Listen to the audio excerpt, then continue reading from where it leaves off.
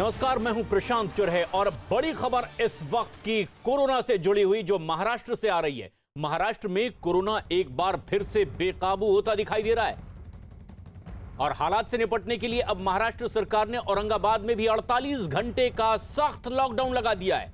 पिछले एक महीने में औरंगाबाद में कोरोना के मामले में तेजी से बढ़ोतरी देखी गई है और इसी वजह से 11 मार्च से लेकर 4 अप्रैल तक आंशिक लॉकडाउन लगाने का फैसला औरंगाबाद में लिया गया, जबकि हर वीकेंड पर यानी कि शनिवार और रविवार को सख्त लॉकडाउन औरंगाबाद में है। इस दौरान जरूरी सेवाओं को छोड़कर तमाम बाजार बंद रहेंगे।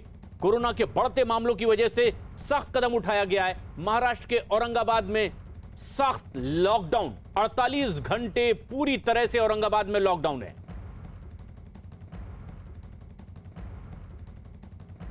महाराष्ट्र के कई इलाकों में लगातार कोरोना के मामले तेजी से बढ़ते चले जा रहे हैं। सबसे खास बात यह कि देश में बढ़ रहे कोरोना के मामलों में आधे से ज्यादा महाराष्ट्र से ही निकल कर आ रहे हैं और जिन इलाकों में कोरोना के मामले सबसे ज्यादा देखे जा रहे हैं, सख्ती अब वहां और बढ़ा दी गई है। नागपुर और औरंगाबाद उन्हीं में से एक है और औरंगाबाद में अब 48 घंटे का सख्त लॉकडाउन है। हालांकि यह साफ कर दिया गया था कि 11 मार्च से 4 अप्रैल तक लॉकडाउन रहेगा औरंगाबाद में, जो आंशिक तौर पर, लेकिन वीकेंड पर यानी शनिवार और रविवार को सख्त लॉकडाउन सिवाय जरूरी सेवाओं को छोड़कर।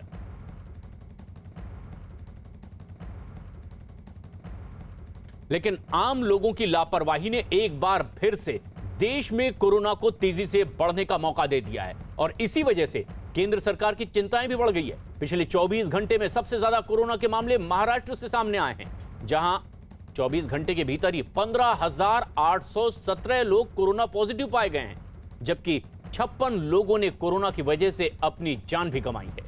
मध्य प्रदेश में भी कोरोना तेजी से पैर पसारता हुआ दिखाई दे रहा है। पिछले 24 घंटे के भीतर मध्य प्रदेश में 603 नए मरीज कोरोना के मिले हैं, जिनमें से 219 इंदौर और 138 भोपाल के मरीज हैं। इसके अलावा राजधानी दिल्ली में भी पिछले 2 महीने में सबसे ज्यादा 431 नए मरीज 24 घंटे में पाए गए हैं।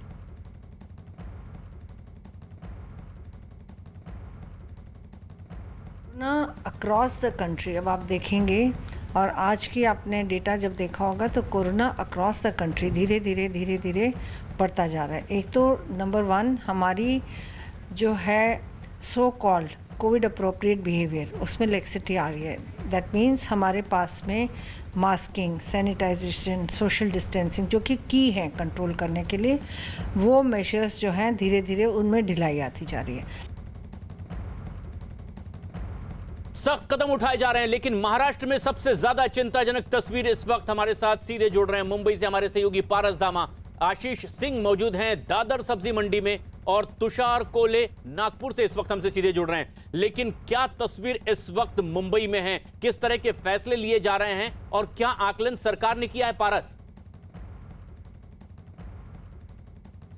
मुंबई की हालत जो है अभी कोरोना मामलों में, वो हर रोज़ जो है कोरोना के मामले बढ़ते जा रहे हैं। जहां कल महाराष्ट्र में 14,000 से 15,000 के बीच में केसेस आए थे, वहीं मुंबई में सिर्फ जो है 1,300 से ज़्यादा केसेस आए थे। सबसे बड़ी बात यह है कि जब वैक्सीनेशन की बात चली उसके बाद जो है लोगों ने मास्क और सैनिटाइजेशन का इस्तेमाल करना बिल्कुल ही छोड़ दिया। उसके कारण जो है ये पूरा जो कोरोना का आंकड़े जो हैं वो बढ़ते गए। जब आंकड़े बढ़ते गए उसके बाद जो है और दिक्कतें मुंबई के लिए बढ़ गई हैं। साथ ही साथ महाराष्ट्र में जिस तरीके से जिस स्पीड में केसेस बढ़ रहे हैं वो बहुत एक बड़ी चिंता की बात है। जहां हम अगर देखते हैं कि हर रोज़ कहीं ना कहीं से ये ज़रूर पता चलता है कि किस तरह सार्वजनिक स्थानों पे लोगों ने मास्क का इस्तेमाल करना बिल्कुल ही बंद कर दिया है।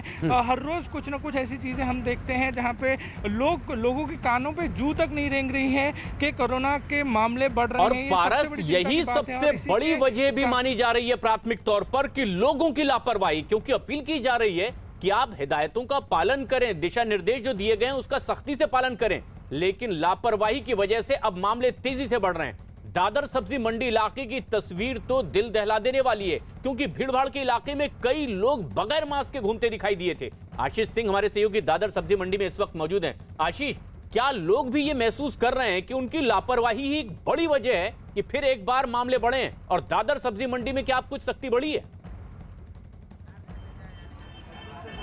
जी, सख्ती तो जो है वो नियमों को लागू करने को लेकर होती है। जैसे ही कैमरा खुलता है, अब यहाँ पे देखें, ये सब्जी बेच रहे हैं, बिल्कुल, लेकिन इनका मास्क जो है वो उतरा हुआ है। आप एक बार बताएं, मास्क कहाँ है आपका? ये क्या सामने ही है, तो क्यों लगा कि क्यों नहीं रखते हैं? यही करते रहे। ये जवाब होता है कि जो है ठीक से लगा नहीं पाए थे, काम करने में उतर गया। ये देखें, आधा मास्क।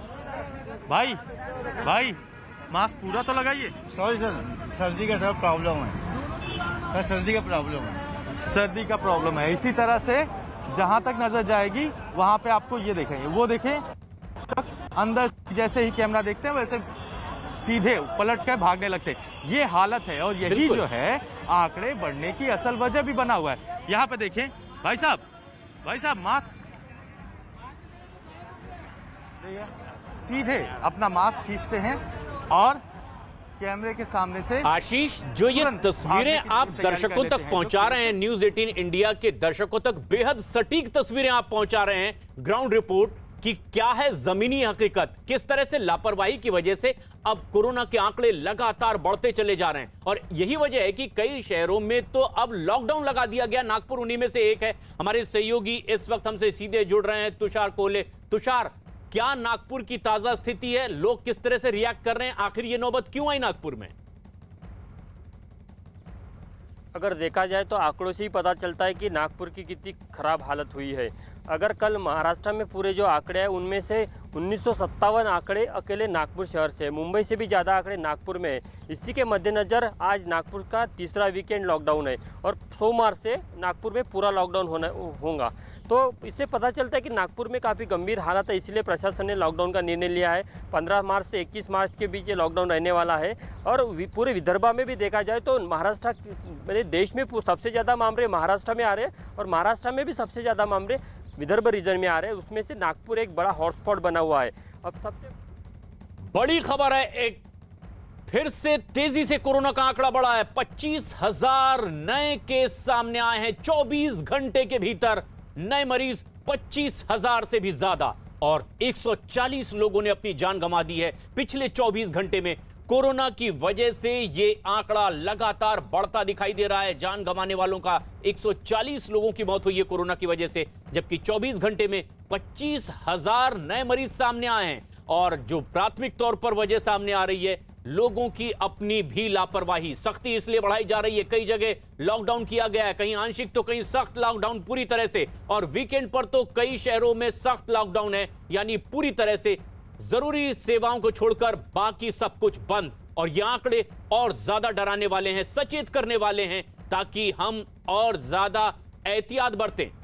आशीष सिंह हमारे सहयोगी लगातार हमारे साथ बने हुए हैं। आशीष, ये बेहद डराने वाली तस्वीर, 24 घंटे में 25,000 से भी ज्यादा नए मरीज सामने आए हैं।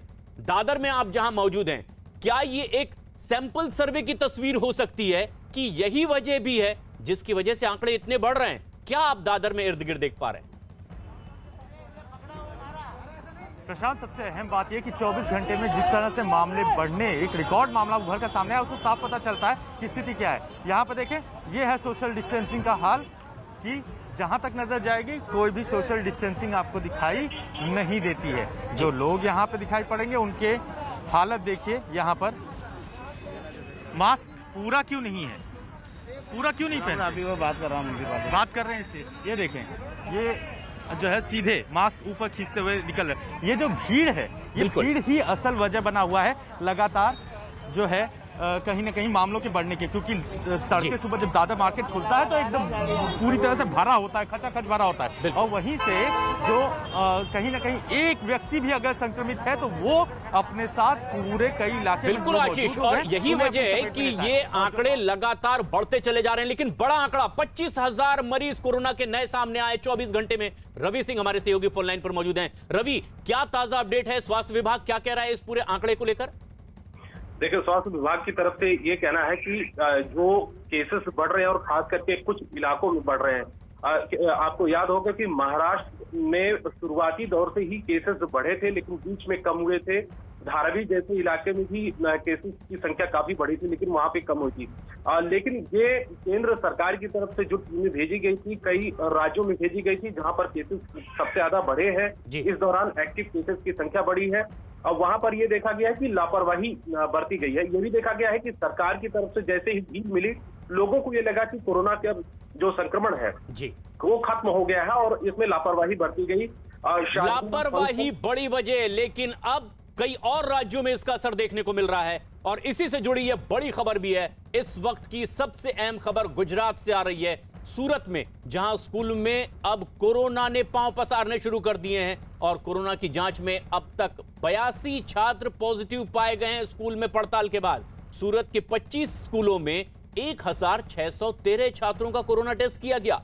सूरत नगर निगम में ऐसे स्कूलों को तुरंत बंद करने के आदेश दे दिए गए हैं जहां 5 से ज्यादा कोरोना पॉजिटिव छात्र पाए गए हैं। बड़ी खबर गुजरात से, सूरत में जहां स्कूलों में कोरोना टेस्ट किया गया तो आधे छात्र तकरीबन पॉजिटिव पाए गए हैं। 5 से ज्यादा छात्र जिन भी स्कूलों में पॉजिटिव पाए जा रहे हैं उन्हें बंद करने के आदेश दे दिए गए हैं। 1613 स्कूलों में पड़ताल की गई थी और ऐसे में कई स्कूलों को बंद करना पड़ा है क्योंकि गुजरात के सूरत से एक बड़ा आंकड़ा सामने आया। 85 छात्र कोरोना पॉजिटिव पाए गए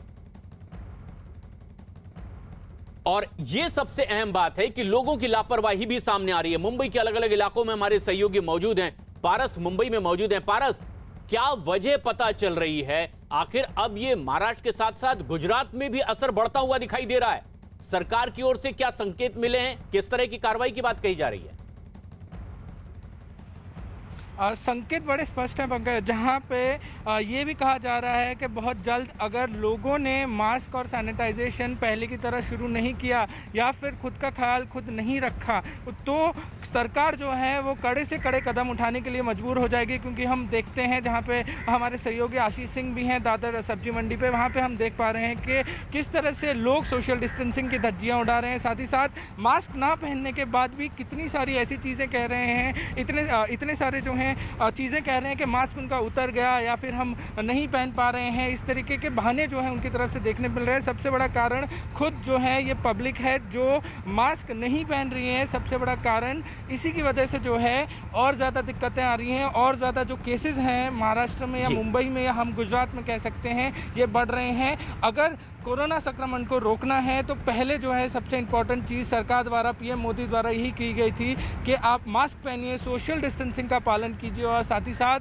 हर समय बिल्कुल। और लेकिन ये दिक्कत सबसे ज्यादा ये है पारस कि सिर्फ ये महाराष्ट्र में नहीं बल्कि अब दूसरे प्रदेशों में भी इसका असर देखने को मिल रहा है। और मध्य प्रदेश सरकार ने तो शुरुआत में ये कह दिया था कि सटे हुए महाराष्ट्र की वजह से भी मध्य प्रदेश में इसका असर देखने को मिल रहा है और ऐसी कुछ बात एक बार फिर सामने आ रही है जिससे मध्य प्रदेश सरकार की चिंताएं एक बार फिर बढ़ गई। क्योंकि पिछले 24 घंटे में मध्य प्रदेश में 603 नए मरीज सामने आए कोरोना के और राज्य सरकार इंदौर को लेकर सबसे ज्यादा चिंतित है क्योंकि यहां पर पिछले 24 घंटे के भीतर ही 219 नए मरीज सामने आए।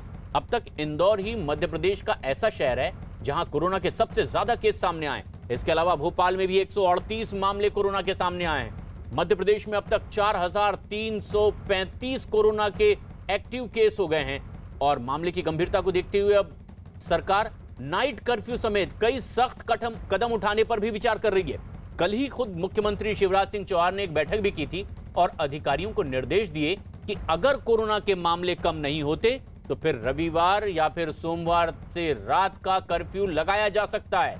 और यह बेहद अहम और बड़ी खबर भी है कि अगर मामले मध्य प्रदेश में बढ़ते ही रहे तो रात का कर्फ्यू लगाने का मध्य प्रदेश सरकार फैसला ले सकती है। एक तरफ तो कोरोना तेजी से अपने पैर पसारता जा रहा है तो वहीं दूसरी तरफ आम लोग इस जानलेवा बीमारी से बेखौफ दिखाई दे रहे हैं।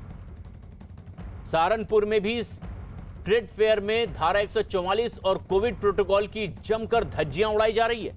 कोतवाली देहात इलाके में बस स्टैंड पर लगे ट्रेड फेयर में हजारों लोगों की भीड़ उमड़ गई। ट्रेड फेयर में ना तो सुरक्षा के इंतजाम उस तरह के दिखाई दिए और ना ही कोविड गाइडलाइन का लोग पालन करते दिखाई दिए। सहारनपुर जनपद में 5 अप्रैल तक धारा 144 लागू है लेकिन इसका भी जमकर मखौल उड़ाया गया है। हजारों लोग बगैर मास्क के इस फेयर में घूमते हुए दिखाई दिए। लेकिन सबसे अहम बात यह है कि सिर्फ ये सहारनपुर, इंदौर, भोपाल और मुंबई की ही नहीं बल्कि कई इलाकों में लापरवाही की खबरें आ रही है। लेकिन मुंबई का दादर सब्जी मंडी बेहद गहमा गहमी से भरा इलाका। आशीष हमारे सहयोगी यहीं मौजूद हैं। आशीष, अब तो सरकार कह रही है, प्रशासन कह रही है कि लोगों की अपनी भी जिम्मेदारी है। लोग किस तरह से रिएक्ट करते हैं जब इस तरह के सवाल उनके सामने आते हैं?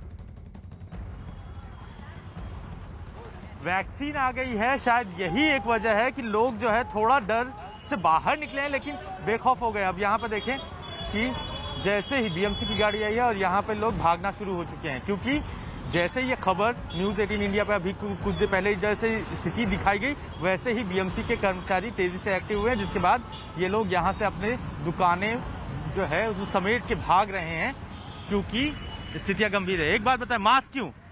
मास्क बीमारी की वजह से, और मास्क क्यों निकाला हुआ था, क्यों नहीं पहनते आप? अब भी निकाला कहाँ, वो लगा के घूम रहा हूँ, निकाल के घूम रहा हूँ। ये तो हालत है कि मानने को तैयार नहीं होंगे।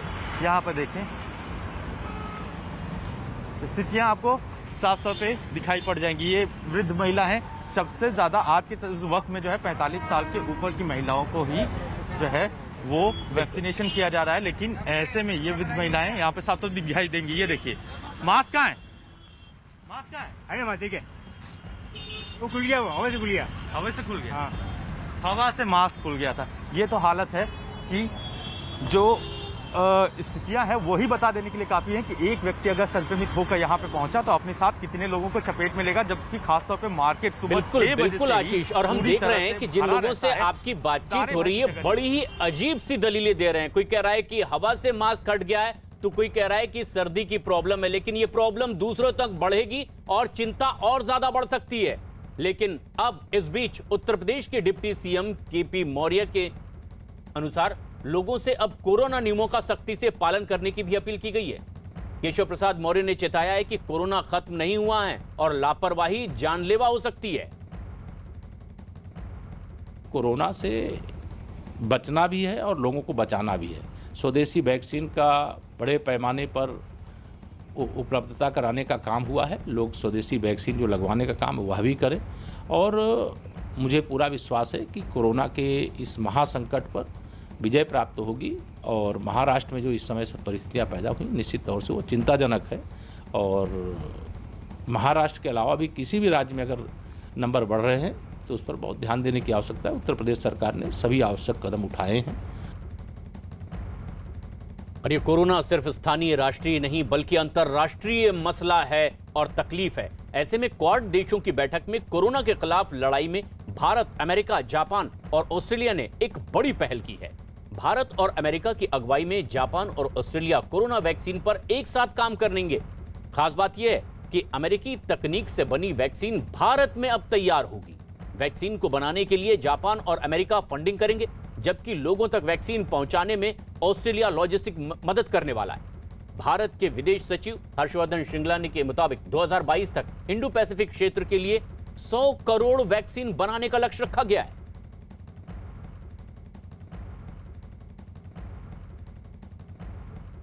Focus was on pressing global crises, including the climate crisis and COVID-19. And with respect to COVID-19, these four leaders made a massive joint commitment today. With Indian manufacturing, US technology, Japanese and American financing, and Australian logistics capability, the Quad committed to delivering up to 1 billion doses to ASEAN, the Indo-Pacific, and beyond by the end of 2022. Quad meeting के बाद चारों देशों के प्रमुखों ने the spirit of the quad के नाम से अपना संयुक्त बयान जारी किया है। न्यूज़ 18 के नीरज कुमार की रिपोर्ट के मुताबिक the spirit of the quad के तहत इंडो पैसिफिक क्षेत्र के लोगों तक कोरोना वैक्सीन पहुंचाने का लक्ष्य रखा गया है, और इसके लिए एक समझौता भी किया गया है, जिसमें अमेरिकी तकनीक से भारत में वैक्सीन तैयार की जाएगी। वैक्सीन बनाने के इस कार्यक्रम में आने वाली लागत का खर्च अमेरिका और जापान मिलकर उठाएंगे। वहीं लोगों तक ये वैक्सीन पहुंचाने का जिम्मा ऑस्ट्रेलिया का होगा। साथ ही चारों देशों ने मिलकर के 2022 के आखिर तक पूरी दुनिया में वैक्सीन की 100 करोड़ डोज पहुंचाने का भी एक लक्ष्य रखा है। और यह सबसे अहम बात है कि क्वाड देशों की बैठक हुई थी, लेकिन जिसमें हिंद प्रशांत क्षेत्र में शांति और स्थायित्व बना रहे, इस पर बातचीत होनी है। लेकिन इस समय की वैश्विक समस्या कोरोना, जिस पर बड़ी गंभीरता से विचार विमर्श किया गया, और सबसे खास बात यह कि एक बेहद अहम समझौता कि अब अंतर्राष्ट्रीय स्तर पर मुहैया करवाई जाने वाली वैक्सीन भारत में बनवाई जाएगी, जिसके लिए आर्थिक मदद अमेरिका से मिलेगी, जापान से मिलेगी। लेकिन ये एक बड़ी खबर कोरोना से जुड़ी हुई इस वक्त 24 घंटे के भीतर 140 लोगों की मौत हो गई है। भारत में एक बड़ा आंकड़ा सामने निकल कर आया है और ऐसे में अब लोगों से अपील की जा रही है कि वो सचेत हों। आंकड़ा तेजी से बढ़ रहा है, 25,000 लोग अब नए मरीज सामने आए हैं और इस क्वाड देशों की बैठक में भी कुछ इसी तरह के संकेत दिए गए।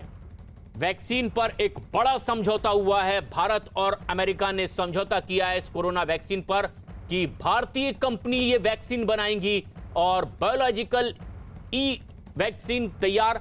और सबसे खास बात यह है कि 2022 तक 100 करोड़ वैक्सीन होगी, दुनिया को इससे मदद मिल पाएगी। लेकिन भारत में यह वैक्सीन बनेगी, आर्थिक मदद भले ही जापान और अमेरिका की ओर से होगी, ऑस्ट्रेलिया लॉजिस्टिक मुहैया करवाएगा। क्वाड देशों की बैठक हुई थी जिसमें कई अहम मुद्दों पर चर्चा हुई और कोरोना उनमें से सबसे अहम, जिसमें कि भारत, अमेरिका, ऑस्ट्रेलिया और जापान के बीच जब बैठक हुई है तो वैक्सीन को लेकर के भी बातचीत हुई। नीरज हमारे सहयोगी इस वक्त हमसे सीधे जुड़ रहे हैं। नीरज, ये एक बेहद अहम समझौता अंतरराष्ट्रीय स्तर पर भी है, लेकिन भारत के हिसाब से ये क्यों सबसे खास मायने रखता है कि अगर भारत में ही वैक्सीन बनाए जाने पर विश्वास जताया गया हो? प्रशांत, देखिए, दुनिया में सबसे बड़ा हब है वैक्सीन बनाने का भारत, और ऐसे में जबकि क्वाड देशों के शिखर सम्मेलन में सबसे बड़ा जो आउटकम निकल के आया उसमें सबसे बड़ी बात ये सामने आई कि कोरोना वैक्सीन मुहैया कराया जाएगा। तमाम हिंद प्रशांत क्षेत्र के आसपास के जो देश हैं उन तमाम देशों को मुहैया कराया जाएगा और 2022 तक का जो लक्ष्य रखा गया है 1 बिलियन डोजेज मुहैया कराने का, वो भारत के बिना किसी भी दुनिया के दूसरे देश में संभव नहीं होगा कि वो वैक्सीन को बना सके। इसीलिए अमेरिका की तरफ से ये अनाउंस किया गया कि डेवलप्ड वैक्सीन तो वहां होगी लेकिन उसका निर्माण जो है भारत में होगा, और इसके लिए कंपनी का भी चयन कर लिया गया जिसकी घोषणा अमेरिका के फाइनेंस कॉर्पोरेशन ने किया है जो वित्त मुहैया कराएगा। ऑस्ट्रेलिया को बिल्कुल जिम्मेदारी दी गई है कि तमाम देशों को वो पहुंचाए वैक्सीन। लेकिन बहुत बड़ी बात भारत के संदर्भ में, खासकर जबकि अमेरिका के राष्ट्रपति जो बाइडेन खुद इस बैठक में शामिल हुए थे और भारत को बहुत बड़ी जिम्मेदारी दी गई कि वैक्सीन निर्माण का पूरा काम भारत में किया जाए। ये सबसे अहम बात है कि भारत में अब वैक्सीन बनेगी जो दुनिया को मदद करेगी, और अमेरिका और जापान, ऑस्ट्रेलिया के साथ ये एक बेहद अहम समझौता भी।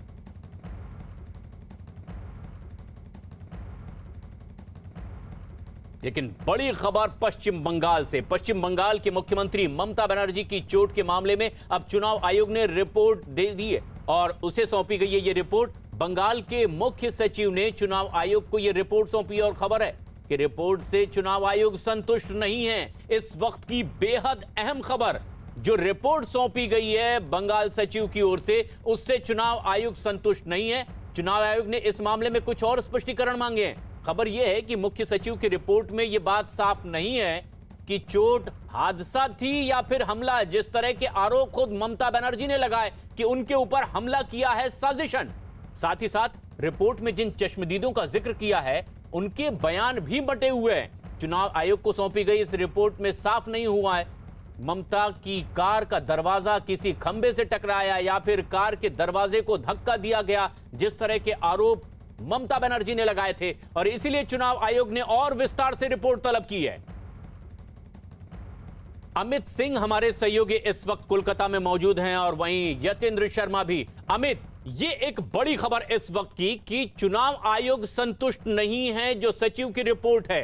क्या कोई और टाइमलाइन दी गई है, डेडलाइन दी गई है कि इस वक्त के भीतर विस्तार से आप अपनी रिपोर्ट सौंपे इस घटना के बारे में? देखिए, जो मुख्य चुनाव आयोग ने अपनी रिपोर्ट चुनाव आयोग को दी है, जो मुख्य सचिव ने, माफी चाहता हूं, जो मुख्य सचिव ने चुनाव आयोग को जो अपनी रिपोर्ट दी है उसमें उन्होंने साफ साफ ये लिखा था कि इस पूरे मामले में जांच के लिए और उनको समय चाहिए और समय चाहिए, डिटेल जांच करना होगा, क्योंकि जिनके बयानों पर ये पूरी रिपोर्ट चुनाव आयोग को सौंपी गई है उनके बारे में कहा गया है कि वो किसी न किसी से इन्फ्लुएंस है, किसी पार्टी से, या फिर वो किसी के समर्थित हैं। तो इस तरीके से जिस तरीके से जिस दुकान से, जिस मिठाई की दुकान से बर्फ लेकर ममता बनर्जी बनर्जी के पैरों पर लगाया गया था उनके सिक्योरिटी गार्ड ने, उसके सामने वाले दुकान, और वहां पर काफी ज्यादा भीड़ एकत्रित थी और उस विजुअल में साफ साफ दिख रहा है जो भीड़ थी वो ममता बनर्जी को कहीं ना कहीं अपने कैमरे में, अपने फोन के कैमरे में कैद कर लेना चाहती थी। तो लिहाजा जो स्पॉट पे DIG, DM, SP, additional SP और तमाम अधिकारी जो पहुंचे हुए थे, जब उन्होंने इलाके के लोगों से बातचीत की, पूरी वीडियोग्राफी की, फोटोग्राफी की, तो उन्होंने अपनी जो रिपोर्ट पूर्वी मिदनापुर पुलिस ने मुख्य सचिव को दिया, उसमें ये साफ दर्शाता है, उन्होंने साफ कहा है कि जिन लोगों से भी बातचीत हुई वहां पर वो किसी ना किसी से इन्फ्लुएंस, लेकिन जो सबसे अहम बात है अमित, वो ये कि ये जो रिपोर्ट सौंपी गई है चुनाव आयोग को, चुनाव आयोग संतुष्ट नहीं है, क्योंकि वो वजह जानना चाहता है कि आरोप गंभीर लगाए गए हैं, इससे क्या हकीकत पता चलती है। ऐसे में मुख्य चुनाव आयुक्त ने भी इस पूरे मामले पर अपनी रिपोर्ट सामने पेश कर दी है। मुख्य सचिव की रिपोर्ट सामने आने के बाद भी बंगाल सरकार में मंत्री जावेद खान ने धक्का मुक्की को ममता बनर्जी को लगी चोट की वजह बताया है। पश्चिम बंगाल सरकार के कद्दावर मंत्री और ममता बनर्जी के नजदीकी जावेद खान इस वक्त हमारे साथ हैं। सर, आज आप अनोखे तरीके से चुनाव प्रचार कर रहे हैं, बैलगाड़ी पर कर रहे हैं। आज जो प्रतिवाद हम लोग कर रहे हैं, काला कृषक बिल जो पास किया है सेंट्रल गवर्नमेंट ने किसानों के खिलाफ, उसके लिए किसानों के समर्थन में, और डीजल और पेट्रोल का और गैस का जो दाम बढ़ा है उसका प्रतिवाद करना जरूरी है। हमारी नेत्री ने प्रतिवाद शुरू किया, हम लोग उस प्रतिवाद को आगे ले जा रहे हैं और मोदी को ये बता रहे हैं, उनको धन्यवाद जना रहे हैं कि आज हिंदुस्तान को वो पीछे ले जा रहे हैं, इसके लिए धन्यवाद। क्योंकि अब आदमी गाड़ी और पेट्रोल का दाम बढ़ गया है, गाड़ी में तो आदमी चढ़ नहीं सकेगा, बस चलेगा नहीं, ट्रेन चलेगा नहीं, तो घोड़ों गाड़ी का टाइम फिर आ गया, फिर गुरुग्राम में हम लोग चलेंगे। नंदीग्राम में जो हादसा हुआ था ममता बनर्जी के साथ, मुख्य सचिव ने चुनाव आयोग को अपनी रिपोर्ट दे दी है, जिसमें उसने कहा है कि जो वहां पर लोगों से बातचीत हुई है, दोनों पक्षों के वहां पर लोग थे, बीजेपी के भी लोग थे, समर्थक टीएमसी के भी लोग थे। तो हादसा का कहीं से पुष्टि नहीं, कोई वीडियो नहीं, और ना ही वो भी दिख रहा है कि कहीं से वो भी तस्वीरें नहीं आ पा रही है कि जिससे वो पिलर से उनकी गाड़ी टकराई हो।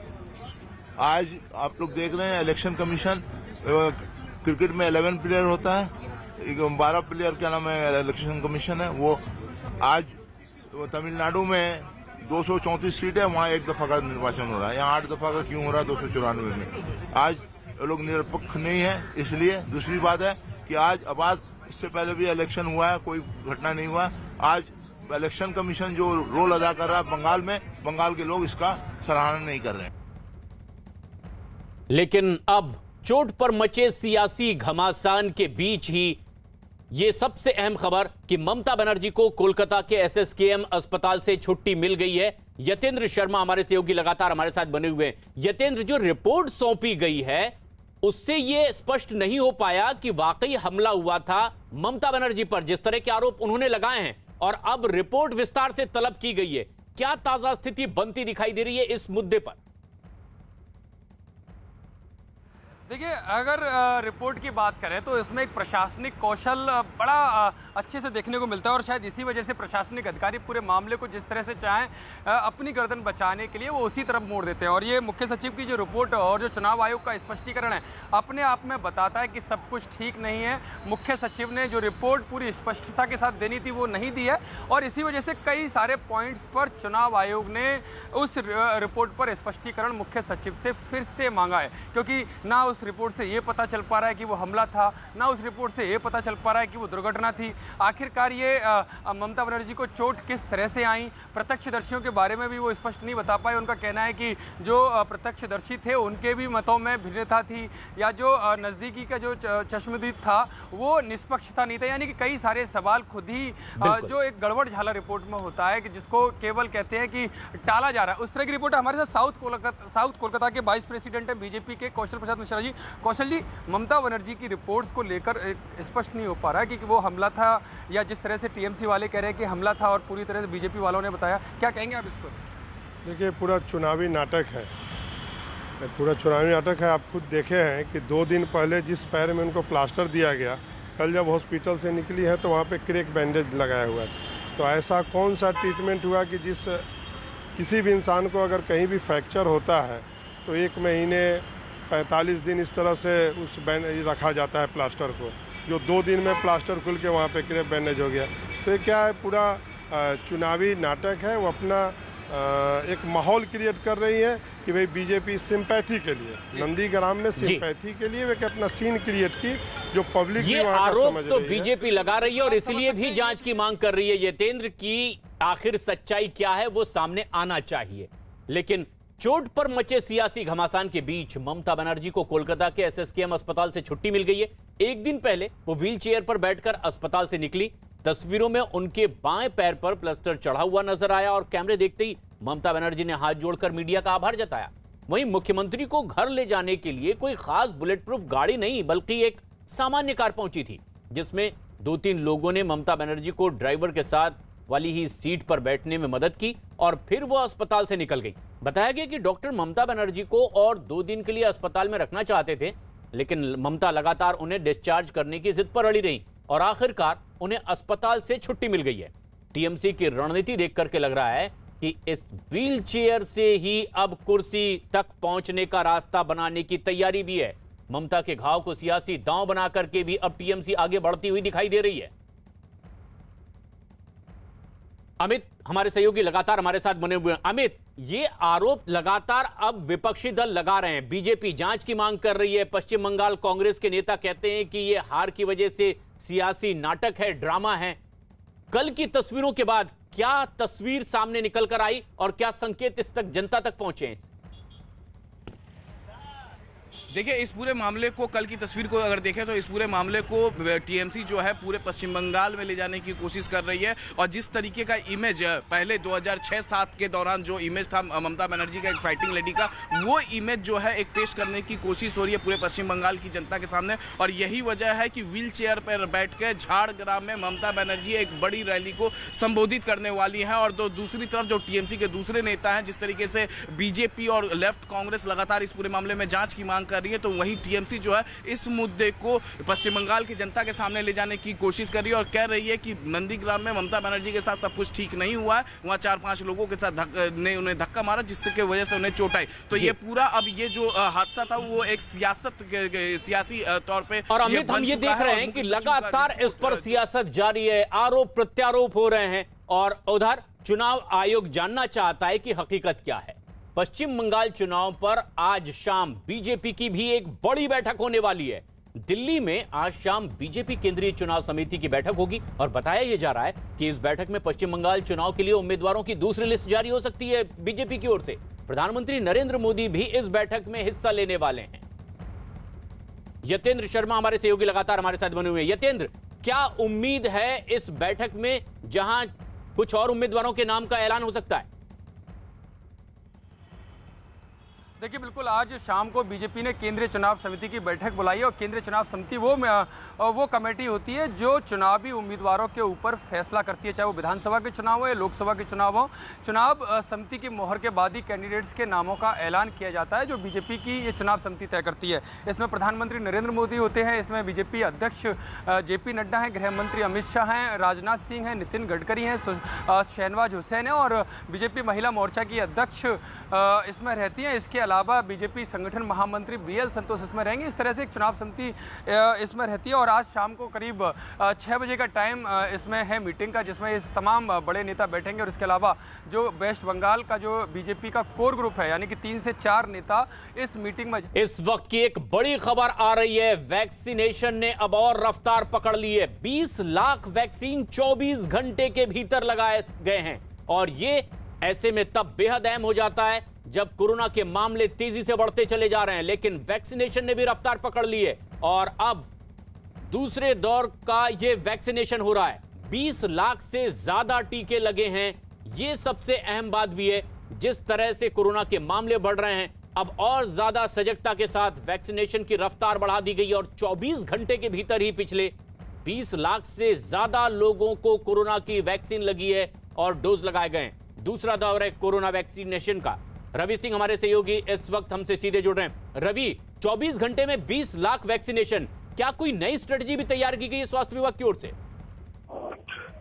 सेठ जी, यही है कि केंद्र सरकार की तरफ से राज्यों को कहा गया है, क्योंकि राज्य सरकारें ही वैक्सीनेशन की पूरी प्रक्रिया को देख रही हैं और केंद्र सरकार वैक्सीन उनको सप्लाई करा रही है, मुहैया करा रही है। तो राज्यों को कहा गया है कि ज्यादा से ज्यादा लोगों को वैक्सीन दी जाए और जो इस कैटेगरी में आते हैं, चाहे वो बुजुर्ग हो, 60 साल से ऊपर हो, 45 साल से ऊपर हो, जो किसी बीमारी से गंभीर है, या फ्रंटलाइन वर्कर या स्वास्थ्यकर्मी, ये तमाम लोगों को सरकार ने कहा है कि वैक्सीन दी जा रही है अभी। तो इन लोगों को ज्यादा से ज्यादा संख्या में वैक्सीन दी जाए। और खास करके आपने देखा होगा कि जैसे ही प्रधानमंत्री ने वैक्सीन लगवाई, 60 साल से ऊपर की उम्र की कैटेगरी में जैसे ही छूट दी गई, प्रधानमंत्री लगवाई, तमाम मंत्रियों ने लगाई, विपक्ष के नेताओं लगाई, तो ये कहीं न कहीं इसका असर हुआ है और वैक्सीनेशन की जो प्रक्रिया है उसमें तेजी आई है और लोग भी प्रेरित हुए हैं और 24 घंटे में 20 लाख से ज्यादा टीके लगाए गए हैं।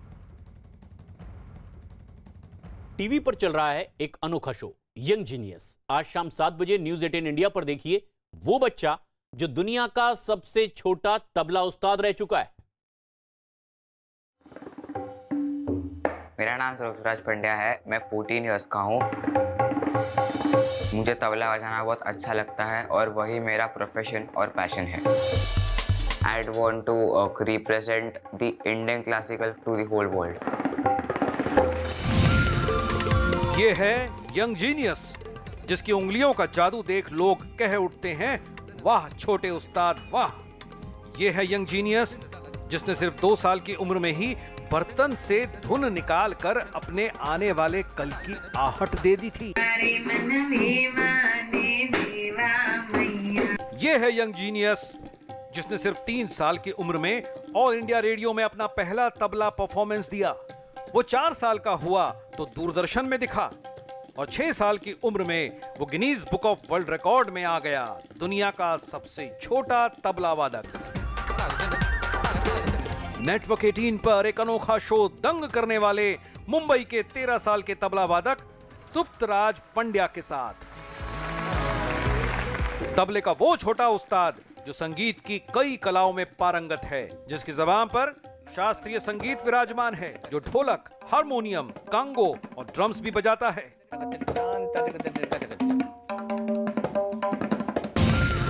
जिसे 2019 का प्रधानमंत्री राष्ट्रीय बाल पुरस्कार मिल चुका है। आ रहा है ये यंग जीनियस 13 मार्च को शाम 7 बजे न्यूज 18 इंडिया पर।